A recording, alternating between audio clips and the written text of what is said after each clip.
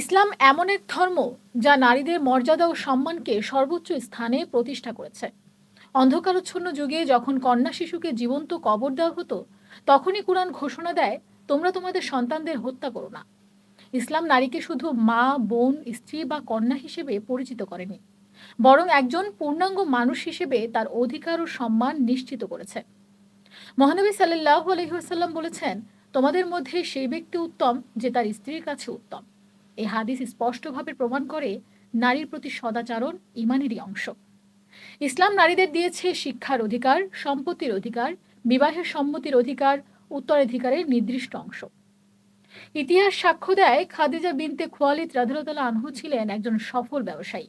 আয়েশা বিনতে আবু বকর রাদিয়াল্লাহু তাআলা আনহু ছিলেন হাদিসের অন্যতম প্রধান বর্ণনাকারী ও জ্ঞানী আলেমা।